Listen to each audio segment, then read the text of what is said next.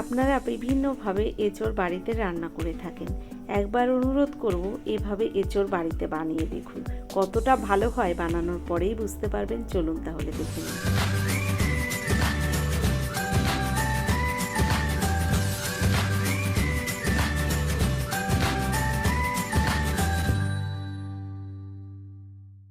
আজকের রেসিপিটি তৈরি করার জন্য এখানে আমি টাটকা একটা এঁচোড় নিয়েছি। এঁচোড়টাকে ভালো করে কেটে ধুয়ে গুছিয়ে নিয়ে তারপর আবার ফিরে আসছি। দেখুন, এখানে এঁচোড়টা তো কেটে নিয়েছি, সঙ্গে একটা আলুও কেটে নিয়েছি। আর এঁচোড়ের সাইজটা একটু বড় বড় করেই আমি কেটেছি। ভালো করে ধুয়ে গুছিয়ে নিয়েছি। এবার একটা প্রেশার কুকারের মধ্যে আমি দিয়ে দিলাম এঁচোড় আর আলু, সঙ্গে একটু জল দিয়ে দিলাম প্রেশার কুকারের মধ্যে। এবার দিয়ে দেবো এর মধ্যে অল্প পরিমাণে লবণ হলুদ। ঢাকনাটা বন্ধ দিয়ে আমি দুটো সিটি দিয়ে নামিয়ে নেব। তারপর আপনাদের দেখাচ্ছি কিভাবে রান্নাটা করি। দেখুন, এখানে আমি লবণ হলুদটাও দিয়ে দিলাম প্রেশার কুকারের মধ্যে। নমস্কার বন্ধুরা, আশা করছি আপনারা সকলেই ভালো আছেন। টিয়ার রান্নাঘর থেকে আমি তন্দ্রা আজ নিয়ে এলাম এঁচোড়ের একটা রেসিপি। দেখতে থাকুন কি করে রান্নাটা করি। সম্পূর্ণ ভিডিওটি দেখার অনুরোধ রইল। এখানে দেখুন, আমি এঁচোড়টাকে সিদ্ধ করে নামিয়ে নিয়েছি। এবার ভালো করে আমি হাত দিয়ে এঁচোড়টাকে মেখে নেব। তবে তার আগে কিছু উপকরণ এর সঙ্গে মিশিয়ে নেব। এখানে বড় সাইজের একটা পেঁয়াজ নিয়েছি কুচিয়ে, সঙ্গে কয়েকটা লঙ্কা কুচি নিয়েছি। এবার দিয়ে দিচ্ছি স্বাদ মতো লবণ, অল্প পরিমাণে একটু হলুদ গুঁড়ো, আর দিয়ে দেব এখানে একটা ডিম ভেঙে। তো আপনাদের এক এক করে দেখিয়ে দেব আমি কি করে রান্নাটা করছি। দেখুন, অল্প একটু গরম মশলা গুঁড়োও দিয়ে দিলাম, আর দিয়ে দিচ্ছি এবার একটা ডিম ফাটিয়ে। ডিমটা দেওয়ার পরে দেখুন এর সঙ্গে আমি ভালো করে মিশিয়ে নেব। তো আপনারা তো এঁচোড় বিভিন্নভাবে রান্না করে থাকেন, একবার এভাবে বাড়িতে বানিয়ে দেখবেন, ভীষণ ভালো হয় খেতে। দেখুন, ডিমটা আমি এখানে ভেঙে দিয়ে দিলাম এঁচোড়ের মধ্যে। এবার দিয়ে দিচ্ছি এর মধ্যে 2 চামচ পরিমাণে ময়দা। তো ময়দাটা আমি দিয়ে দিলাম এই এঁচোড়ের মধ্যে। ভালো করে হাত দিয়ে এবার আমি মেখে নেব। তো এখানে এঁচোড় আর আলুটা কিন্তু সুন্দর সিদ্ধ হয়ে গেছে। আমি হাত দিয়ে ভালো করে মেখে নিচ্ছি সব কিছু একসঙ্গে। বন্ধুরা, এঁচোড়ের এই রেসিপিটি ভাত, রুটি, পরোটা সব কিছুর সঙ্গেই কিন্তু দারুণ জমে যায়। আমি রান্না করার পরে আমার বাড়ির লোকে কিন্তু ভীষণ পছন্দ করেছিল, তাই আপনাদের সঙ্গে ভিডিওটা শেয়ার করলাম। দেখুন, এভাবে হাত দিয়ে আমি বেশ সুন্দর করে এঁচোড়টাকে মেখে নিয়েছি। তো এখানে মাখাটা সুন্দর হয়ে গেছে। এবার আমি রান্নাটা শুরু করব। তো মাখাটা ঠিক এরকমই মেখে নিয়েছি আমি। এদিকে গ্যাসের ওপর একটা কড়াই গরম বসিয়ে দিয়েছি। কড়াইটা গরম হয়ে গেছে, দিয়ে দিলাম পরিমাণ মতো সাদা তেল। তো আপনারা এখানে সর্ষের তেলেও রান্নাটা করে নিতে পারেন, আমি সাদা তেলেই করেছিলাম। তো সাদা তেলটা দেওয়ার পরে বেশ সুন্দর করে গরম করে নিয়েছি। এবার এর মধ্যে আমি দেখুন হাত দিয়ে এরকম ঠিক ছোট ছোট বড়ার শেপে বানিয়ে নিচ্ছি, আর এভাবে তেলের ওপরে আস্তে করে ছেড়ে দিচ্ছি। তো এভাবে বড়ার মতো করে আমি তেলের মধ্যে ভেজে নিয়ে তারপর রান্নাটা করব। তো দেখুন, এখানে এক এক করে আমি বড়াগুলো তেলের মধ্যে দিয়ে দিলাম, আর এভাবে উল্টে পাল্টে সুন্দর করে ভেজে নেব। আপনারা কিন্তু চাইলে এখানে না রান্না করেও এই বড়াগুলো খেতে পারেন, বেশ ভালো লাগে খেতে। দেখুন, আমি এভাবে উল্টে পাল্টে সুন্দর করে বড়াগুলোকে ভেজে নিয়ে আবার ফিরে আসছি।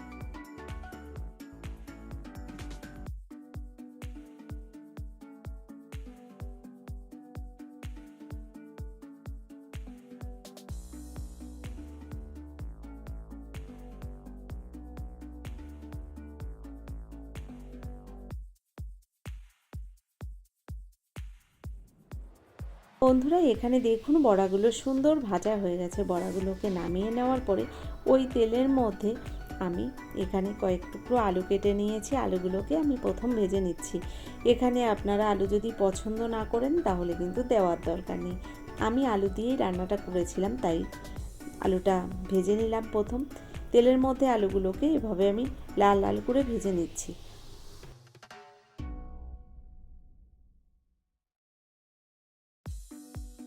তো এখানে লবণ হলুদ ছাড়াই আমি আলুগুলোকে সুন্দর করে ভেজে নিয়েছি। আলুগুলো ভাজা হয়ে গেছে। নামিয়ে নেওয়ার পরে ওই তেলের মধ্যে দিয়ে দিলাম গোটা জিরে ফোড়ন, সঙ্গে দিয়ে দিলাম দুটো তেজপাতা। এবার দিয়ে দিচ্ছি এখানে মিডিয়াম সাইজের দুটো পেঁয়াজ কুচি, আর দিয়ে দিলাম একটা টমেটো কুচি। পেঁয়াজ আর টমেটোটাকে এভাবে একটু ভেজে নিচ্ছি। তো এভাবে নেড়ে চেড়ে আমি পেঁয়াজ টমেটোটাকে কিছুক্ষণ ভেজে নেওয়ার পরে এর মধ্যে এক এক করে বাকি উপকরণগুলোও মিশিয়ে নেব। দেখুন পেঁয়াজ আর টমেটোটা একটু ভাজা হয়ে গেছে। এবার এখানে দিয়ে দিচ্ছি আমি দেখুন বেশ কিছুটা থেতো করা রসুন। তো এই রান্নাটার মধ্যে আমি কিন্তু রসুনটাকে আলাদা করে আর বেটে নিলাম না। এভাবে রসুনটা দেওয়ার পরে পেঁয়াজ রসুন আর টমেটোটাকে কিছুক্ষণ ভেজে নিয়েছি। দিয়ে দিলাম এবার হাফ চামচ আদা বাটা। আদা বাটাটা দেওয়ার পরেও আরও কিছুক্ষণ আমি এই মশলাগুলোকে একসঙ্গে ভেজে নিলাম। এবার দিয়ে দিচ্ছি এর মধ্যে আমি স্বাদ মতো লবণ, পরিমাণ মতো দিয়ে দিচ্ছি হলুদ গুঁড়ো, আর দিয়ে দেব এর মধ্যে হাফ চামচ জিরের গুঁড়ো, হাফ চামচ ধনিয়া গুঁড়ো, সঙ্গে দিয়ে দেব একটু চিনি। তো এখানে সব কিছুই এক এক করে আমি দিয়ে দিলাম। আর দিয়ে দিলাম হাফ চামচ পরিমাণে লঙ্কার গুঁড়ো। অল্প পরিমাণে একটু চিনি দিয়েছি, এটা স্বাদের ব্যালেন্সটা ঠিকঠাক হবে। দিয়ে দিলাম অল্প পরিমাণে জল। মশলাটাকে এবার সুন্দর করে কষিয়ে নেব। তো এভাবে কিছুক্ষণ মশলাটাকে আমি কষিয়ে নিয়েছি। মশলা থেকে তেল ছাড়তে শুরু করেছে দেখুন। এবার দিয়ে দিলাম এখানে অল্প পরিমাণে একটু লাল লঙ্কার গুঁড়ো। এটা একদমই অপশনাল, ভালো লাগলে দেবেন, ভালো না লাগলে দেওয়ার দরকার নেই। দেখুন লঙ্কার গুঁড়োটা দেওয়ার পরে আরও কিছুক্ষণ কষিয়ে নিয়েছি। মশলাটা ভালো কষানো হয়ে গেছে। এবার আমি এর মধ্যে দিয়ে দেব ভেজে রাখা আলুর টুকরোগুলো। তো দেখুন আরও কিছুক্ষণ এভাবে নেড়ে চেড়ে সুন্দর কষিয়ে নিয়েছি। এবার ভেজে রাখা আলুগুলো এই মশলার মধ্যে দিয়ে দিলাম। আলুর টুকরোগুলো দেওয়ার পরে আরও কিছুক্ষণ মশলার সঙ্গে আমি আলুগুলোকেও কষিয়ে নেব। তো এভাবে কিছুক্ষণ টাইম ধরে গ্যাসের ফ্লেমটাকে লো টু মিডিয়াম ফ্লেমে রেখে আমি কষিয়ে নিচ্ছি এই আলুগুলো মশলার সঙ্গে। অল্প পরিমাণে একটু জলও দিয়ে দিলাম। আরও ভালো করে কষিয়ে নেওয়ার পরে দিয়ে দেব এর মধ্যে পরিমাণ মতো উষ্ণ গরম জল। তো দেখুন সুন্দর কষানো হয়ে গেছে আলু আর মশলাটা। এবার আমি দিয়ে দিচ্ছি পরিমাণ মতো জল। জলের পরিমাণটা আমি এখানে কিন্তু একটু বেশি দিয়েছি, যেহেতু আমি এই বড়াগুলো এই ঝোলের মধ্যে দিয়ে দেব, তাই ঝোলের পরিমাণটা একটু বেশি রেখেছি। দেখুন ঝোলটা দেওয়ার পরে এভাবে আমি গ্যাসের ফ্লেমটাকে হাই ফ্লেমে করে দিলাম আর ঢাকনা বন্ধ করে 3 মিনিটের জন্য ঢেকে দিলাম। 3 মিনিট বাদে আবার চলে এলাম। ঢাকনাটা খুলে এবার চেক করে নেব আলুগুলো ঠিকঠাক সিদ্ধ হয়েছে কিনা। তো দেখুন এখানে আমি আলুগুলো চেক করে নিলাম, তবে আলুগুলো এখনও একটু শক্ত রয়েছে, তাই ঢাকনা বন্ধ করে আরও 2 মিনিটের জন্য আমি ঢেকে দিচ্ছি। 2 মিনিট বাদে আবার ঢাকনাটা খুলে এবার আমি দেখে নেব আলুগুলো ঠিকঠাক সিদ্ধ হয়েছে কিনা। তো এখান থেকে দেখুন তেজপাতাগুলো আমি ফেলে দিলাম তুলে, আর আলুগুলো সিদ্ধ হয়ে গেছে। এবার আমি ভেজে রাখা বড়াগুলো দিয়ে দেব এই ঝোলের মধ্যে। তো এক এক করে আমি এঁচোড়ের বড়াগুলো দিয়ে দিলাম এই ঝোলের মধ্যে। ঝোলের মধ্যে বড়াগুলো দেওয়ার পরে এভাবে আমি গ্যাসের ফ্লেমটাকে লো টু মিডিয়াম ফ্লেমে রেখে কিছুক্ষণ রান্না করে নেব। তার আগে ঢাকনাটা আবারও বন্ধ করে দিলাম, আর ঢাকনা বন্ধ করে আবার 2 মিনিট রান্না করে নেব। তার মধ্যে কিন্তু রান্নাটা পুরোপুরি হয়ে যাবে। দেখুন এখানে কিন্তু রান্নাটা আমার প্রায় হয়ে গেছে। ঝোলটা একটু বেশি লাগলেও পরে কিন্তু এই ঝোলটা থাকবে না, যেহেতু বড়া দিলে ঝোলটা কিন্তু টেনে নেয়। তো এবার দেখুন দিয়ে দিলাম অল্প পরিমাণেই গরম মশলা গুঁড়ো, আর গরম মশলা গুঁড়োটা দেওয়ার পরে ভালো করে আমি একবার মিশিয়ে নিলাম। এবার দিয়ে দেব কিছুটা ধনেপাতা কুচি। তো এখানে একদম অল্প পরিমাণে কিছুটা ধনেপাতা কুচি আমি দিয়েছি, আর ধনেপাতা কুচিটা দেওয়ার পরে ভালো করে মিশিয়ে নিয়ে গ্যাসটা আমি বন্ধ করে দেব, আর স্টিমে রেখে আরও 2 মিনিট বাদে ফিরে আসব। তো দেখুন এখানে ঢাকনাটা বন্ধ করে 2 মিনিট স্টিমে রেখেছিলাম। রান্নাটা কিন্তু পুরোপুরি হয়ে গেছে, আর এবার আমি আপনাদের পরিবেশন করে দেখাবো কেমন হলো। তো বন্ধুরা আমার এই রেসিপিটি আপনাদের কেমন লাগলো অবশ্যই কিন্তু লিখে আমাকে জানাবেন। যদি ভালো লেগে থাকে একটা লাইক দিয়ে দেবেন, পারলে চ্যানেলটাকে সাবস্ক্রাইব করে আমার পাশে থেকে যাবেন।